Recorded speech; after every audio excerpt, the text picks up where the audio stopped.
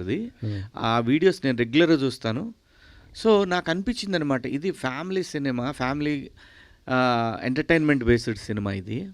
So ఖచ్చితంగా వాళ్ళతోటి ఎలాగైనా సరే వాళ్ళని ప్రమోషన్కి మాకు ఉపయోగపడేలాగా ఒక వీడియో చేయాలనుకున్నాను. నేను అడిగాను, వాళ్ళు యాక్సెప్ట్ చేశారు ఈ సినిమాకి సపోర్ట్ చేయమని.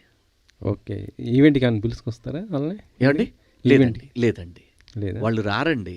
వాళ్ళు బేసిక్గా ఏంటంటే నా మీద ఉన్న గౌరవంతో యాక్సెప్ట్ చేశారు అంతే తప్ప వాళ్ళేమి డబ్బులు తీసుకొని ఇలా అట్లా కాదు. వాళ్ళు దే ఆర్ ఎనఫ్. డెఫినెట్గా వాళ్ళు మంచి వీడియోలు, మంచి కంటెంట్ చేయాలనే ఉద్దేశం అంతే.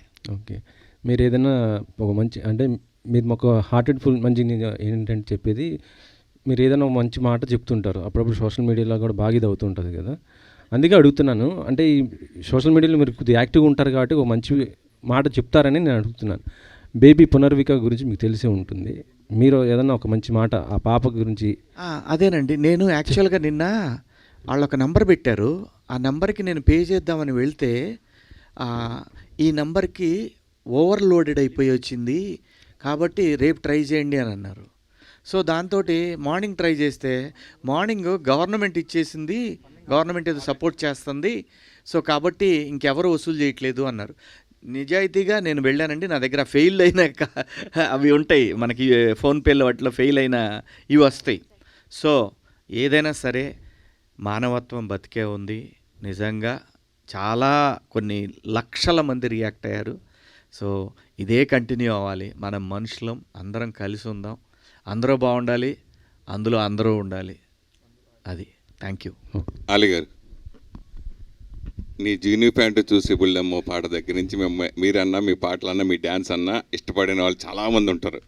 సో ఎస్పెషల్లీ పాయా సాంగ్ చాలా అద్భుతంగా ఉంది సాంగ్. సో ఆ సాంగ్ ఫస్ట్ విన్నప్పుడు మీకు ఎలా అనిపించింది? అలాగే నిర్మాత బండ్ల గణేష్ చేత డ్యాన్స్ చేయించడం ఒకటైతే, దాంట్లో లిరికల్గా చంద్రబాబు నాయుడు గారి గురించి, మన పవర్ స్టార్ పవన్ కళ్యాణ్ గురించి, వీళ్ళందరి గురించి లిరికల్గా ఉన్నప్పుడు పాట విన్నప్పుడు మీ ఫీలింగ్ ఏంటి? యాక్చువల్గా ఆ పాట తీసుకొచ్చింది నేనే.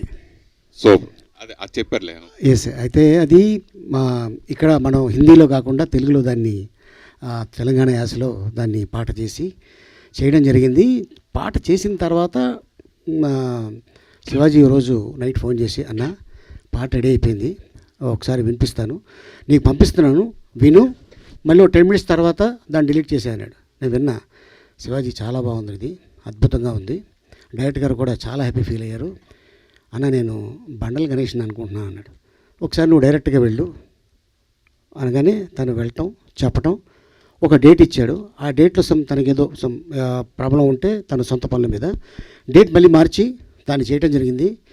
కుంభవృష్టి అసలు మామూలు కాదు. రామోజీ ఫిల్మ్ సిటీలో వర్షం, ఆ వర్షంలో 2 రోజుల్లో పాట ఫినిష్ అయిపోయింది.